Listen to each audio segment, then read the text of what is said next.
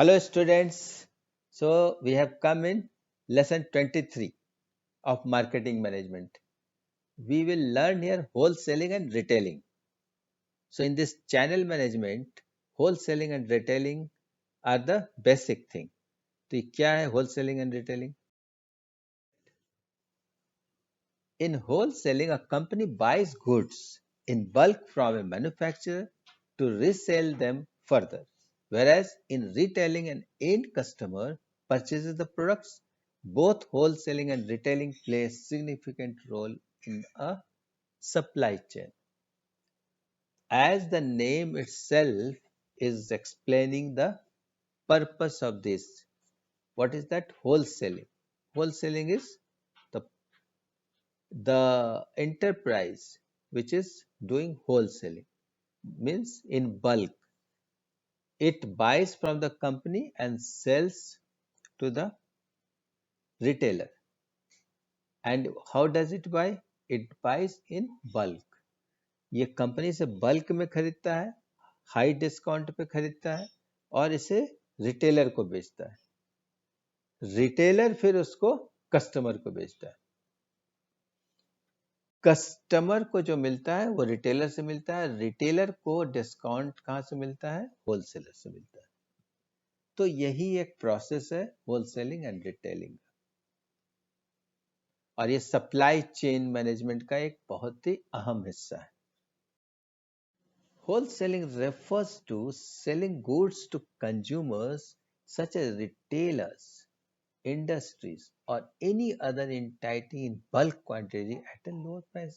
As I explained you, that wholesaler, they sell it to its consumers. Who are those consumers?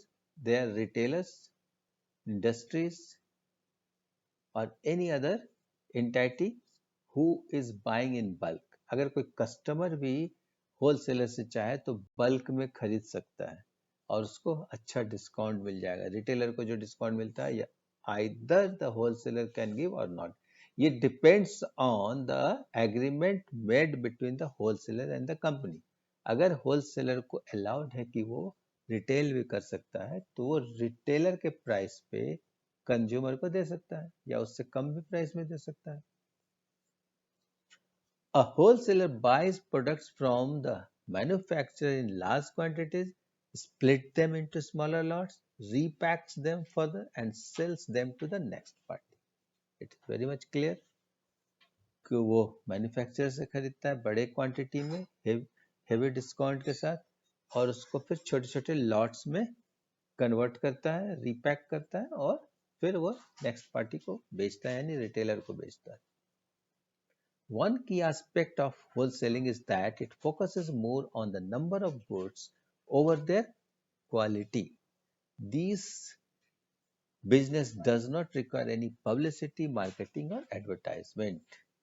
तो wholesaler जो बेचता है retailer को, इस एक्टिविटी के लिए उसको कोई एडवर्टाइजमेंट की नहीं जरूरत है। ऑलरेडी कंपनी ने रिटेलर बना दिया।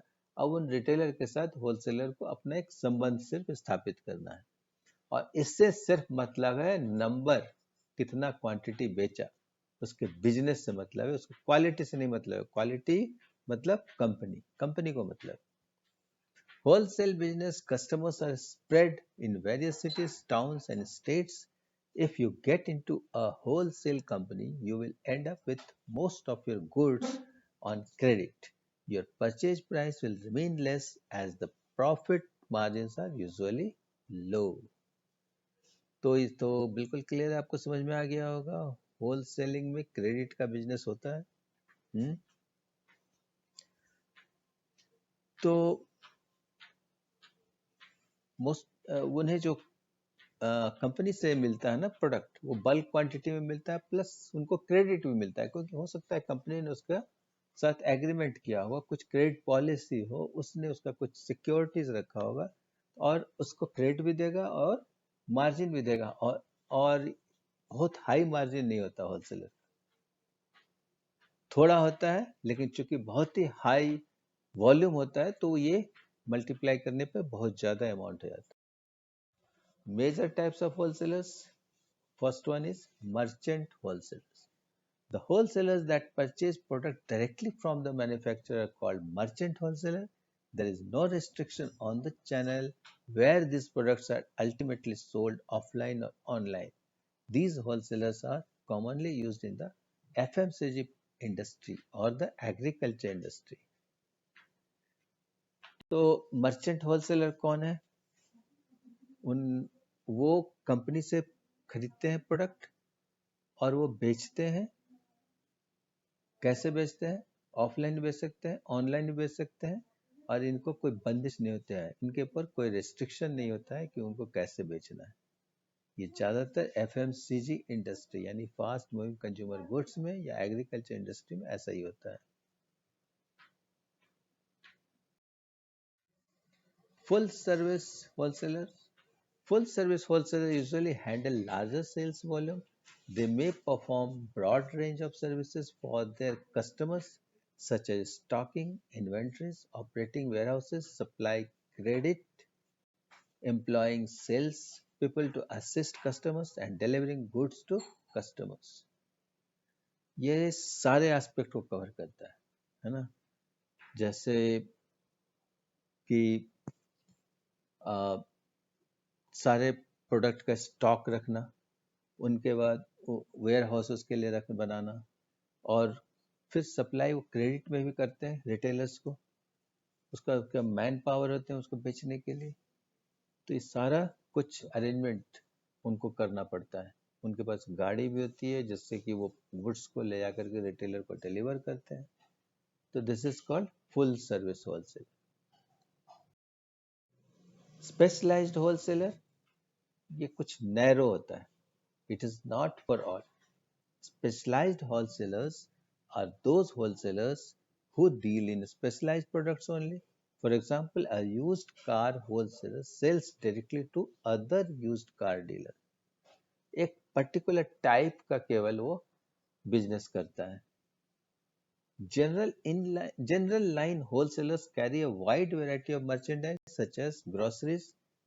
Specialty wholesalers, on the other hand, deal with a narrow line of goods such as coffee and tea or seafood. कोई एक पर्टिकुलर ग्रुप का ही वो काम करता है, जैसे कि सी फूड है या कॉफी और टी है ना? एक पर्टिकुलर यूज्ड कार्स उसी का होलसेलिंग करते हैं। तो ये कंप्लीट रेंज ऑफ प्रोडक्ट नहीं रखते। Limited service wholesaler, this type of wholesaler has a small turnover and sells products through a limited number of channels. For example, a wholesaler purchases products, stocks them, and sells them online. तो ये छोटा turnover वाले जो होते हैं ना wholesaler, बहुत बहुत लार्ज स्केल पे बिजनेस नहीं करते। जैसे कुछ प्रोडक्ट को उन्होंने खरीदा, उसको स्टॉक किया और उसको ऑनलाइन बेचा, तो ये इनके पास काफी बड़ा टर्नओवर नहीं होता है। एक खास, एक लिमिटेड, एक कम आइटम्स का ये बिजनेस करते हैं। Operating primarily in bulk industries such as lumber, timber logs, coal and heavy equipment, they take orders but have manufacturers ship merchandise directly to final consumers. एक तरह से ये एक एजेंट का भी काम करते हैं। ये ऑर्डर लिया, जब एकदम कंफर्म है तभी वो उस चीज को मंगाते हैं और भेज देते हैं। जैसे कि हेवी अमाउंट जिस चीज में इन्वॉल्व है, हेवी मशीनरीज है, तो उसमें आप सपोज एक forage harvesters, it is costing around 3 crore rupees. तो which dealer can keep it in the stock? They cannot keep. What will happen then? वो कंफर्म ऑर्डर किसी से लेगा। अगर ऑर्डर कंफर्म है यानी कुछ एडवांस मनी मिला है, then only he will take it from the company and then only he will sell. तो ये लिमिटेड सर्विस मर्चेंडाइज हुआ। Retailing. Retailing refers to selling goods in smaller lots without any purpose of further resale to the end customers. Retailers are the middleman between wholesalers and end users. As they purchase goods in bulk from wholesalers and sell them further to buyers at higher prices. Retailing, already it is clear, ये final customer को बेचता है. जिस customer को बेचता है वो further फिर बेचता नहीं है. That customer is not allowed to sell further, है ना. तो उससे जो कस्टमर से पैसा मिला, तो ये पूरा मार्जिन के साथ इसे मिला, and he has not to pass on to any other intermediary. The total money is his only, है ना. So the prices are comparatively higher because the retailers incurs many additional expenses. Expenses such as marketing costs, shipping and logistic costs, employee salary and warehousing costs are all included in the retail price of a product. एक grocery shop अगर देखो तो उसमें उनका खर्च क्या है, एक मैन पावर होगा और वो सारे सारे आइटम्स बेचते हैं. तो उनका ओवरहेड्स बहुत ज़्यादा नहीं, एक किराया है, बिजली है और एक या दो मैन पावर है, तो उसका खर्च है. लेकिन if it is a big retail outlet, supermarket is there or some kind of mall is there, then lot of people are involved, lot of this investment is there, display is there, merchandise items are there, so many that showpiece is there, then glow signboards are there, in that lot of expenses are there. So those expenses the retailer is that they are only incurring. So सारा खर्च इनके पास है, तो इनको margin तो मिलता है लेकिन खर्च भी ज़्यादा है. So retailing is the ultimate seller to the customer. A successful e-commerce retailer. To become a successful e-commerce retailer, you need to consider the following factors. E-commerce retailer, what is that? जो online sale करते हैं, है ना. एक physical बेचना हुआ offline, और एक ऑनलाइन जो आप इंटरनेट के थ्रू आप ब्राउजिंग करते हो और उसके थ्रू साइट पे जाके ऑर्डर करते हो. तो उनमें क्या क्या इंपॉर्टेंट चीज़ है? The look and feel of the store. अब जैसे शॉप में जाते हो आपको फील होता है ना कि ये प्रोडक्ट है, इसमें क्या इंग्रेडिएंट है, इसका क्या लुक है, whether it is good for me or not, if it is a food product, how much nutritious it is, what calorie is there, all that thing, expiry date, all that. Product display, मतलब आप physically वहाँ देखते हो, तो यहाँ भी आपको website पे दिखाने की जरूरत है. कैसे दिखाओगे? डिफरेंट एंगल से. Lenskart, have you seen that? They are making you feel that you are wearing the glass and how are you looking. ये चीज महसूस कराना कस्टमर में. क्वालिटी ऑफ प्रोडक्ट्स, क्वालिटी आप तो देख नहीं रहे हो, तो क्या वो क्वालिटी, अगर आप फिजिकली दुकान में जाते हो तो जो क्वालिटी आपको वहाँ पे मिलता है, क्या वो quality they are going to give you और नॉट. कस्टमर सपोर्ट, अगर आपको कुछ समझ में नहीं आ रहा तो क्या वो हेल्प करते हैं आपको डिसीजन लेने में, या फिर सर्विस में, अगर आफ्टर सेल सर्विस चाहिए तो क्या उसमें हेल्प करते हैं. डिलीवरी स्पीड, ऑर्डर करने के बाद कितने दिनों में आता है, इमीडिएट आता है, या जितना दिन वो कमिट करते हैं उतने दिन में आता है, ये ज़्यादा टाइम लेते हैं, कमिटमेंट कुछ है या नहीं, ये सब बहुत मैटर करता है. अब हम देखते हैं कितने तरह के रिटेलर्स होते हैं. पहला है convenience stores. The best thing about a convenience store is that it is located close to residential areas and hence easily accessible to the customers. However, it is relatively small and offers a limited range of groceries, FMCG products, etc. आप हमेशा किसी भी नुक्कड़ पे देख लो, every nook and corner you will see that one grocery shop is there or a small departmental store is there. तो ये convenience store है, आपसे बहुत नज़दीक है, इजिली आप जा सकते हो, देख सकते हो, खरीद सकते हो, आपको पहचानता भी है, क्रेडिट भी देता है, सब कुछ है. लेकिन उनके पास एक लिमिटेड रेंज ऑफ आइटम्स होते हैं, ग्रोसरी आइटम हो, एफएमसीजी आइटम हो, या जो भी चीज हो. Departmental stores, compared to convenience stores, departmental stores are larger. This is because various departments such as food, apparel, beauty and personal care are under one roof. See, there is little difference from convenience store and departmental store. It is similar, but थोड़ा सा अंतर है. क्या है? इसमें ज्यादा category of items है. हाँ? Supermarket. What is supermarket? A supermarket has even more space than a departmental store, offering even more categories of products. These also include home decor, electronics, and much more. तो supermarket में क्या हुआ, departmental store से भी बड़ा हो गया और डिफरेंट कैटेगरीज के लिए डिफरेंट रैक्स और शेल्फ हैं. तो you can visit there and select the items, keep it in your trolley and then go for billing. ये सुपरमार्केट कंसेप्ट. शॉपिंग मॉल्स क्या है? शॉपिंग मॉल्स में फिर एक ही जगह पर डिफरेंट ब्रांड्स के डिफरेंट डिफरेंट स्टोर्स हैं, एक ही जगह पे हैं, है ना.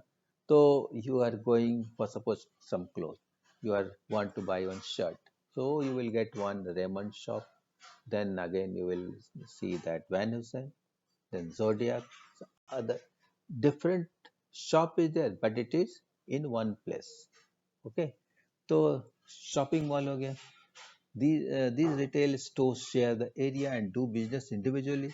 For a customer, everything is easily accessible in a single place. This result in a better shopping experience for someone who wants to purchase multiple products of multiple categories. Multiple categories के product आपको लेने हैं, तो at one place you are getting all the things. उसके बाद आइए retail chains. अब franchise type की चीज हो गई, रिटेल चेन्स हो गया. क्या है ये? Retail chain refers to a chain of exclusively designed and promoted stores that deal in particular goods and services. These stores sell the same products under the same brand name, but multiple such stores are located in different regions. For example, jewelry stores by Tanishq. है ना? ये retail chain है. Same नाम Reliance fresh.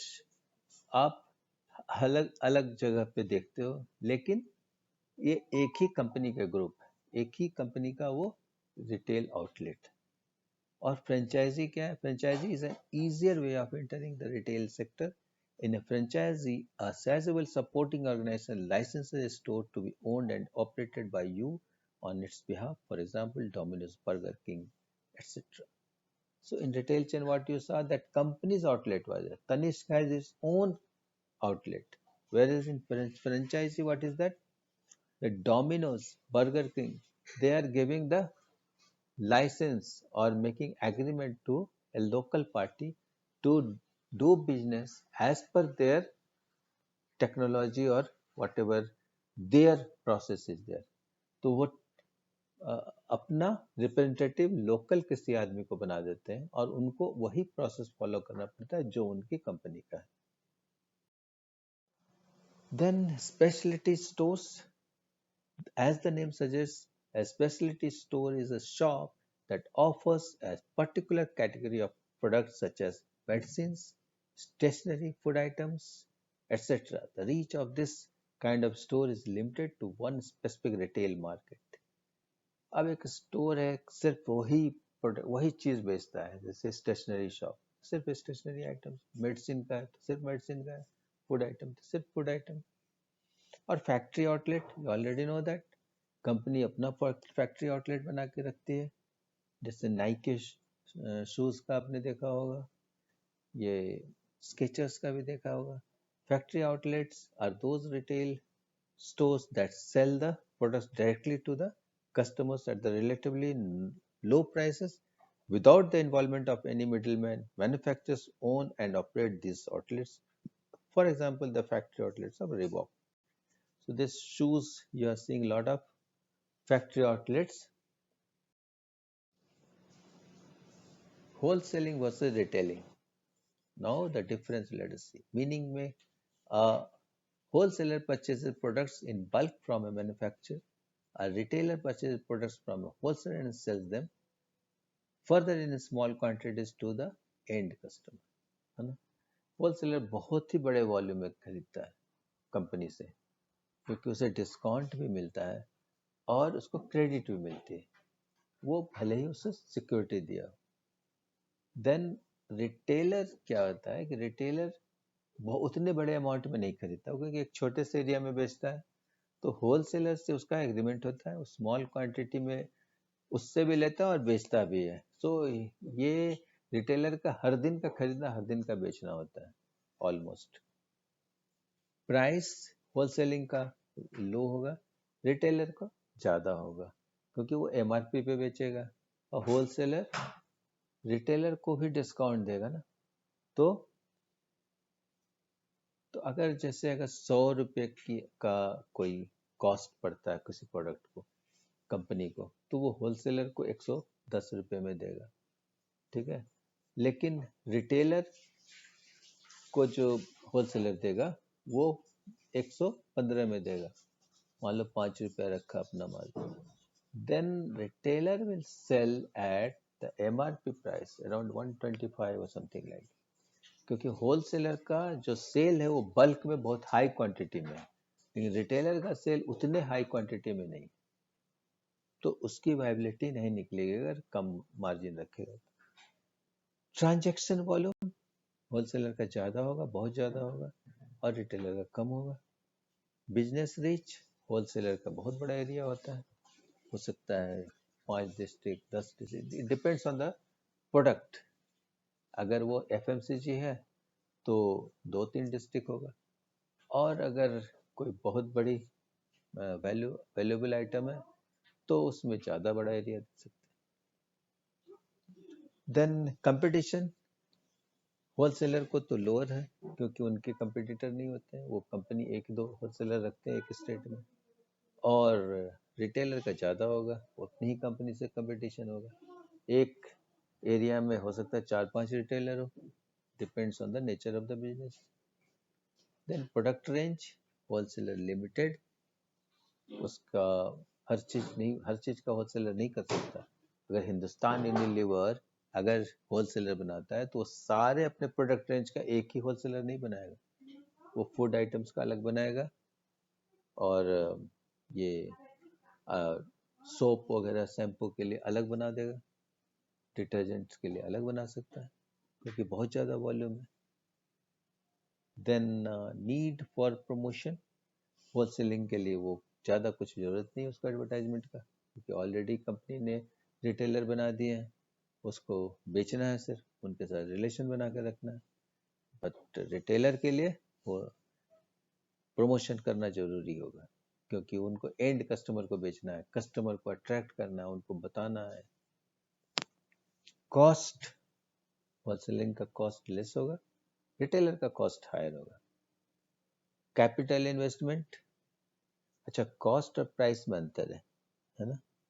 इसका cost मतलब जो इसे पड़ रहा है, होलसेलर को कॉस्ट पड़ रहा है, जो रिटेलर को कॉस्ट पड़ रहा है, देयर इज डिफरेंस। होलसेलर को चूंकि ओवरहेड्स कम है, सिर्फ मैन पावर है, लेकिन रिटेलर को सिर्फ मैन पावर नहीं है, एडवर्टाइजमेंट भी है, हो सकता है कस्टमर को अट्रैक्ट करने के लिए डिस्काउंट भी देना पड़ सके कुछ कस्टमर्स को, है ना। कैपिटल इन्वेस्टमेंट होलसेलर का ज़्यादा होगा और रिटेलर का कम। वर्किंग कैपिटल बहुत ज़्यादा होगा इसका होलसेलर का, हो सकता है पर डे का किसी किसी प्रोडक्ट में पर डे का टर्नओवर 1 करोड़, बट रिटेलिंग, वो रिटेलर एक छोटे से एरिया में करता है तो उसका बहुत ज़्यादा नहीं हो सकता। बेनिफिट्स ऑफ रिटेलिंग, अब यहाँ बेनिफिट्स ऑफ रिटेलिंग किस बात पे बता रहे हैं हम, कि अगर कंपनी खुद रिटेलिंग करे तो the retailing business model is ideal if you want to retain complete control of your product lines and establish a close relationship with your customers. There's a lot to think about if you are in this position, but you can respond to your customers' demands and potentially changing needs. हाँ? अगर आप direct retailing करोगे तो आप customer के काफ़ी करीब होगे और उसको कंट्रोल भी आप कर सकते हो, उसको डायरेक्ट आपको इंफॉर्मेशन मिल रहा है उससे, first information you are getting, कोई बीच का मिडिल मैन नहीं है, आप खुद डिसीजन ले सकते हो कि कितना उसको हम डिस्काउंट देकर बेच सकते हैं, उनका डिमांड आगे क्या आने वाला है, उसका चेंज क्या हो रहा है, उनकी बिहेवियर में क्या चेंज हो रहा है, everything you are directly getting it from the customer. आपको डिसीजन लेना बहुत आसान होगा। और बेनिफिट्स ऑफ रिटेलिंग क्या क्या है, इसको टोटल हम देखा है। टारगेटेड कंज्यूमर बेस, आप जो कंज्यूमर बेस को टारगेट कर रहे हो डायरेक्ट उनको आप बेच सकते हो, क्योंकि आप रिटेलिंग कर रहे हो, है ना। प्रोडक्शन भी आपने किया, अब रिटेलिंग भी आप ही कर रहे हो। तो किसके लिए आपने बनाया, पहले से डिसाइड किया है। तो जिस मार्केट सेगमेंट को आपने टारगेट किया है, चिल्ड्रन को किया है, एडल्ट को किया है, वर्किंग वुमेन को किया है, हाउस वाइफ्स को किया है, ओल्ड पीपल को किया है, किसको किया है, उनको आप डायरेक्ट बेच सकते हो, उनको डायरेक्ट टारगेट कर सकते हो। Personal connection, you will have direct connection to them, उनके साथ आप रिलेशन इजीली बना सकते हो, उनको सर्विस बेटर देके, उनके साथ कमिटमेंट पूरा करके। Total control over the brand, आपके ब्रांड का पूरा कंट्रोल आपके हाथ में होगा, कभी भी ब्रांड को आप पीछे नहीं होने दोगे, हमेशा उसका सिर उठा करके ही रहोगे, है ना। और आपकी नज़र सिर्फ आपके अपने ब्रांड को बेचने के लिए होगी, आप कभी नहीं सोचोगे कि अगर किसी और कंपटीटर का बेच दें। रिटेलर क्या करता है कि अगर देखता है कि ज़्यादा इजी कंपटीटर का ब्रांड बिक रहा है तो आपके प्रोडक्ट को पीछे कर देगा, उसको बेच देगा। Manage inventory and marketing base on the need, आप प्रोडक्ट का इन्वेंट्री भी अपने हिसाब से कस्टमर के डिमांड के अनुसार आप मेंटेन कर सकते हो डायरेक्ट, क्योंकि आपको पता है कि कौन सा प्रोडक्ट कब कितना बिकने वाला है। Brand experience and customer satisfaction, first hand you are getting all the information, first hand you are getting all the behavioral nature of the customer। तो कस्टमर का सेटिस्फैक्शन कैसा हो रहा है आपके प्रोडक्ट से, वो किस लेवल में आपको सोचता है, उसका परसीव्ड वैल्यू क्या है, सब चीज आपको समझ में आ रहा है। Increased business opportunity with varied product options to offer, opportunity भी आपको समझ में आ रही है कि कहाँ पे हम किस एरिया को नेग्लेक्ट कर रहे हैं, और हमारे प्रोडक्ट को और भी किस तरह से ऑफर किया जा सकता है। हो सकता है आपने जो टारगेट किया मार्केट सेगमेंट, उससे उससे कहीं और भी अलग मार्केट सेगमेंट है जो हमारे प्रोडक्ट का वेट कर रहा है, वहाँ तक हम नहीं पहुँचा पा रहे हैं। तो रिटेलर्स अगर हैं और हम प्रोड्यूसर हैं, तो क्या रिटेलर को जब आप देते हो रिस्पॉन्सिबिलिटी, तो वो सिर्फ यही सोचता है कि हमें कैसे ज़्यादा पैसा कमाना है। लेकिन आप अगर डायरेक्ट रिटेलिंग करोगे तो आपको ये भी समझ में आएगा कि सिर्फ ये नहीं, हमारा प्रोडक्ट हर आदमी को हर जगह, जिसको भी इस प्रोडक्ट की जरूरत है, सब जगह पहुंचे। तो आपकी सोच और उनके सोच में अंतर होगा। Thank you very much for listening it patiently, और हम जल्द ही एक नए लेसन के साथ फिर आएंगे, और that will be of your greater interest. Thank you.